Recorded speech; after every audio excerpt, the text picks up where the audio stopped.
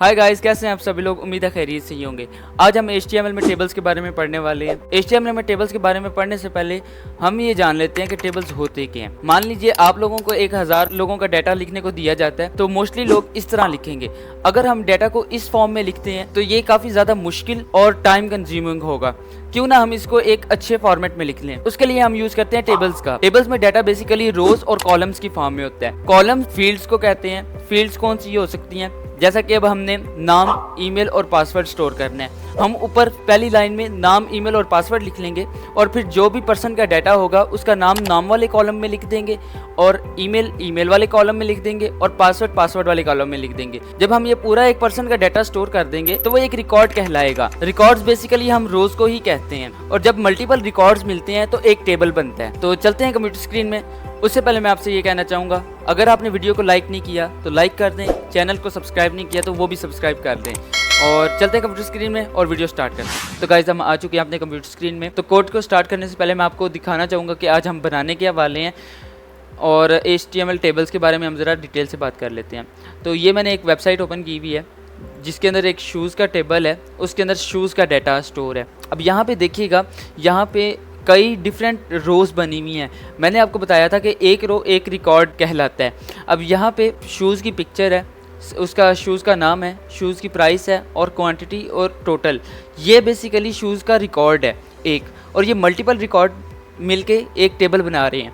HTML में ये जो आपको ऊपर कॉलम्स के नाम नज़र आ रहे हैं इनको हम टेबल हेड कहते हैं और ये जो नीचे डाटा नज़र आ रहा है इसको हम टेबल की बॉडी कहते हैं।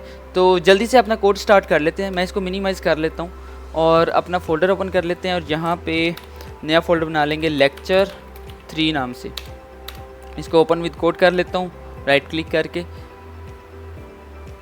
और जल्दी से यहाँ पे एक नई फाइल बना लेता हूँ। यहाँ पे हम इसका रख देते हैं table.html और स्टार्टर कोड के लिए वही कमांड है Shift+! और इंटर। तो ये हमारा स्टार्टर कोड लोड कर देगा जल्दी से। अब इसको मैं गो लाइव करके रन कर लेता हूँ। HTML में टेबल बनाना ज़्यादा कोई रॉकेट साइंस नहीं है, ज़्यादा मुश्किल नहीं है। तो देख लेते हैं किस तरह बनाना है। टेबल बनाने के लिए यहाँ पे सबसे पहले मैं एक हेडिंग दे देता हूँ ताकि ज़्यादा अच्छा लगे। H1 टेबल इन HTML। जी, तो हमारी हेडिंग आ चुकी है। टेबल बनाने के लिए सबसे पहले हमें एक टैग की ज़रूरत होती है टेबल नाम से, और इसके अंदर एक और टैग आता है। बेसिकली इसके अंदर 2 मेन टैग है। जैसे कि मैंने आपको बताया था कि किसी भी टेबल के 2 मेन पार्ट्स होते हैं, टेबल हेड और टेबल बॉडी। सेम इसी तरह हमें HTML के अंदर भी इसी तरह लिखना होता है। टेबल हेड टी हेड होता है उस टैग का नाम, टी हेड। ये टेबल हेडिंग के लिए यूज़ होता है और टी बॉडी टेबल के बॉडी के लिए यूज़ होता है। तो जल्दी से हम देख लेते हैं। अभी तक हमें आउटपुट शो नहीं हुई क्योंकि इसके अंदर अभी और भी चाइल्ड टैग्स आएंगे। अब आपने एक और चीज़ देखी थी, टेबल के अंदर रोज़ की फॉर्म में डाटा स्टोर होता है। रोज़ हम किस तरह बनाएंगे, यहाँ पे हम TR का यूज़ करेंगे, मतलब ये कि टेबल रो। और ये अब हमारी एक रो बन चुकी है। इसके अंदर अब हम कॉलम्स के नाम किस तरह लिखेंगे, यहाँ पे हम TH लिखेंगे। टेबल हेडिंग बेसिकली इसको कहा जाता है। TH लिख लेते हैं और इसके अंदर हम कॉलम का नाम लिख देंगे प्रोडक्ट। और एक और यहाँ पे सेम इसी तरह मैं लिख देता हूँ उसकी प्राइस और उसकी क्वांटिटी। ये हमें 3 कॉलम के नाम मिल चुके हैं। अब इसी तरह हम इसमें डाटा स्टोर कर सकते हैं। डाटा स्टोर करने के लिए हमें एक और रो बनानी पड़ेगी, जैसे कि TR। अब जैसा कि हमने टेबल की रो के अंदर हेडिंग देने के लिए, मतलब कॉलम की हेडिंग देने के लिए हमने TH का इस्तेमाल किया था, इसी तरह टेबल की का डाटा लिखने के लिए हम यूज़ करते हैं TD। तो जल्दी से हम यहाँ पे लिख लेते हैं प्राइस। प्रोडक्ट का नाम क्या हमारा शूज़ लिख लेते हैं और उसकी प्राइस क्या लिख लें, प्राइस हम लिख लेते हैं $40 और लास्ट पे उसकी क्वांटिटी लिख लेते हैं, क्वांटिटी 3 लिख लेते हैं। तो अब यहाँ पे मैं एक और रो बना लेता हूँ सेम इसी तरह। इसको मैं यहाँ पे डुप्लीकेट कर लूँगा और यहाँ पे मैं लिख लेता हूँ शूज़ 2 लिख लेता हूँ ताकि, और यहाँ पे इसकी प्राइस $80 लिख लेते हैं और क्वांटिटी 1 लिख लेते हैं और यहाँ पे लास्ट रिकॉर्ड और ऐड कर लेते हैं शूज़ 3, इसकी प्राइस लिख लेते हैं $25 और क्वांटिटी हम लिख लेते हैं 22, सॉरी माय मिस्टेक। तो गाइज़ ये देखिएगा, इसने हमें एक छोटा सा टेबल बना के दे दिया है।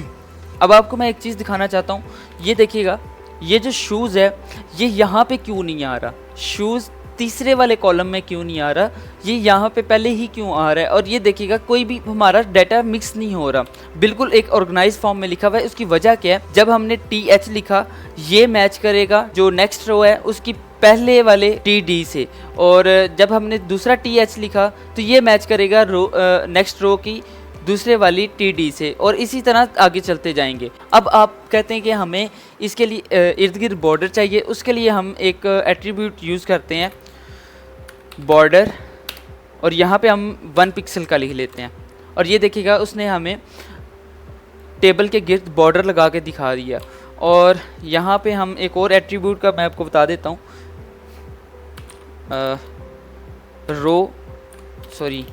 कॉल स्पेसिंग ऐसे करके, सेल स्पेसिंग, सेल स्पेसिंग,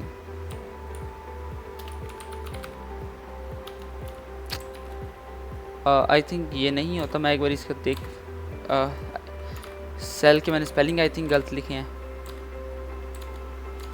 यहाँ पे मैं 0 इसको करके देखता हूँ जी। तो गाइज ये देखिएगा, जो सेल के अंदर स्पेस आ रही थी, सेल बेसिकली हम किसको कह रहे हैं, ये एक जो बॉक्स नज़र आ रहा है इसको हम सेल कह रहे हैं। अब इसके अंदर और दूसरे वाली जो बॉक्स के अंदर जो एक गैप आपको नज़र आ रहा था वो इसने यहाँ से रिमूव कर दिया। यहाँ पे मैं इसको 5 दे के देखता हूँ और ये इसने सेल स्पेसिंग बढ़ा दिया है। इसको वैसे बेसिकली हम 0 ही रखते हैं। और इसके साथ एक और एट्रीब्यूट आता है सेल पैडिंग नाम से। अब ये देखिएगा, ये जो 3 बिल्कुल अभी लाइन के साथ जुड़ा हुआ है। हम चाहते हैं नहीं भाई, ये जो लाइन है और इस 3 के दरमियान एक गैप हो थोड़ा सा, और ये सेल थोड़ा सा बड़ा नज़र आए। उसके लिए हम क्या करेंगे, सेल पैडिंग का इस्तेमाल करेंगे। यहाँ पे मैं 10 पिक्सल दे देता हूँ, तो देखते हैं क्या रिज़ल्ट। अब ये देखिएगा हमारा टेबल ज़रा सा अच्छा दिखने लग पड़ा है। इसको और अच्छा बनाया जा सकता है, वो हम CSS में बनाना सीखेंगे। तो जल्दी से अब हम एक और एट्रीब्यूट मैं आपको बता देता हूँ। अगर आप चाहते हैं कि यहाँ से हम इसको रिमूव कर दें, एक टेबल डाटा को, यहाँ से मैंने एक टेबल डाटा को रिमूव किया और एक सेल रिमूव हो चुका है। अब यहाँ पे हम क्या चाहते हैं, हम चाहते हैं कि जो ये शूज़ वाला सेल है ये 2 सेल की जगह ऑक्यूपाई कर ले। उसके लिए हम क्या करेंगे, उसके लिए हम यहाँ पे यूज़ करते हैं कॉल स्पैन। अब यहाँ पे हमने 2 उसको कॉलम की जगह देनी है, तो हम उसको यहाँ पे 2 लिख देंगे। अब ये देखिएगा उसने 2 कॉलम की जगह को अपने कब्जे में कर लिया। और यही सेम चीज़ हम रोज़ के साथ भी कर सकते हैं। यहाँ पे अब हम एक मिसाल है, अब मैं यहाँ से शूज़ 2 को एक बार ही रिमूव कर देता हूँ। यहाँ से मैंने शूज़ 2 को रिमूव कर दिया। अब मैं ये चाहता हूँ कि ये जो शूज़ वाला सेल है ये 2 रोज़ की जगह आ जाए। उसके लिए मैं क्या यूज़ करूँगा, रोज़ पेन का इस्तेमाल करूँगा और यहाँ पे मैं 2 लिख दूँगा। तो ये देखिए गाइस, उसने अब 2 रोज़ की जगह को अपने कब्जे में कर लिया। तो ये था आज का टॉपिक टेबल्स का। अगर आपको समझ आइए तो वीडियो को लाइक लाजमी करिएगा।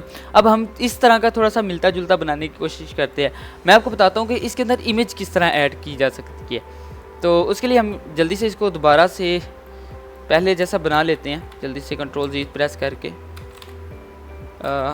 एक और चीज़ जी, तो गाइस हमारे ये टेबल पहले जैसा दिखने लग पड़ा है। यहाँ पे मैं एक और कॉलम ऐड कर लूँगा, उसका नाम हम रख लेते हैं शू इमेज या फिर प्रोडक्ट इमेज, वो ज़्यादा अच्छा रहेगा। बिल्कुल, हमने यहाँ पे एक और कॉलम ऐड कर दिया और यहाँ पे TD एक और ऐड कर लेंगे। यहाँ पे इसको फ़िलहाल यही रहने देता हूँ और इसको मैं कॉपी कर लेता हूँ और इसको भी मैं डुप्लीकेट कर लेता हूँ। तो ये देखिएगा हमें एक और कॉलम मिल चुका है। अब यहाँ पे जाके मैं अगर इन्हीं की पिक्चर हम कॉपी कर सकते हैं तो इसी को कर लेते हैं। यहाँ पे आई थिंक सो नहीं कर सकते। यहाँ पे हम कुछ और सर्च कर लेते हैं। यहाँ पे शूज़ इमेज, यहाँ पे हमने सर्च किया शूज़ इमेज, ये इसको कॉपी कर लेते हैं, इसका कॉपी एड्रेस कर लेते हैं, कॉपी इमेज एड्रेस, और अपने यहाँ पे आके ये जो पहला सेल है ना, मतलब कि पहला जो TD है, इसके अंदर से हम इसको रिमूव करेंगे और देखते हैं ये अब बिल्कुल खाली हो गया।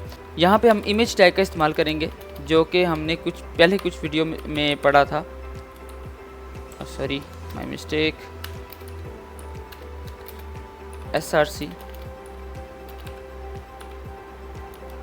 सॉरी इमेज नहीं, IMG टैग है, माय मिस्टेक।